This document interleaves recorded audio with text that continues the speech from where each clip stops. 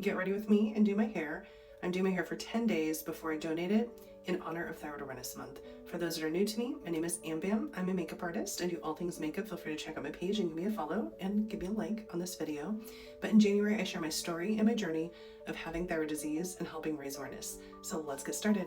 So for today, let's talk symptoms.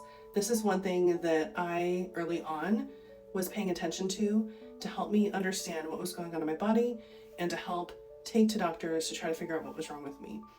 So there's different aspects of thyroid disease. So I'm going to talk about the different aspects and I'll share on the screen some of the symptoms because I know what I have may not be what everyone else has.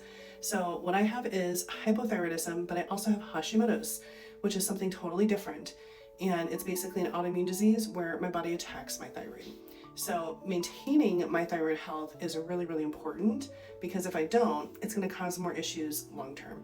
I'm going to put on the screen some of the symptoms for hypothyroidism.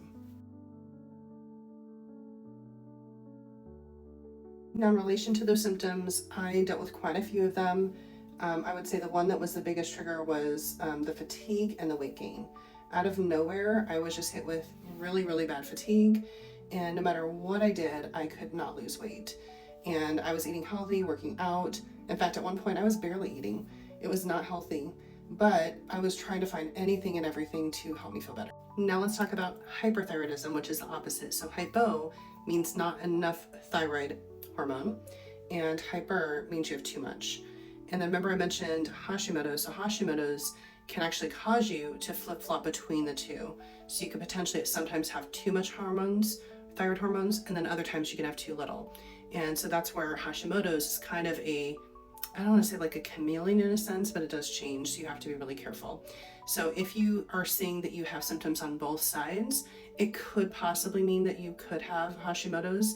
There are ways to test the antibodies and to help determine if you have that autoimmune disease. But as before, I'm going to go ahead and put up the symptoms for hyperthyroid and Hashimoto's so you can see the differences in the symptoms. Again, just because they're in one or the other doesn't mean that they're inclusive. These are just general list of symptoms.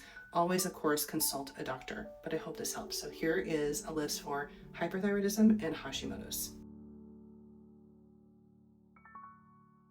So now that you have an idea of the symptoms, you're probably wondering, well, what do I do next? So the next step would be finding a reputable doctor that specializes in thyroid care. And I'll tell you, not all doctors are created equal. I've done videos on this. If you would like a follow-up on that, I can definitely share my thoughts and the different types.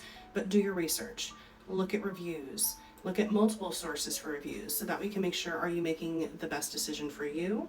Then you can take your symptoms and the data and the details and then arm yourself with knowledge and ask them to test everything so that we can really find out what's affecting your body.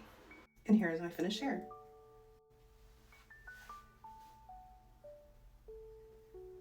Thank you all for being here while I do my hair for 10 days before I donate it. I hope you found this helpful, learning more about thyroid disease, and let me know in the comments if you have any questions or if there's anything you want me to follow up on. But stay tuned for the final reveal video, and happy Thyroid Awareness Month.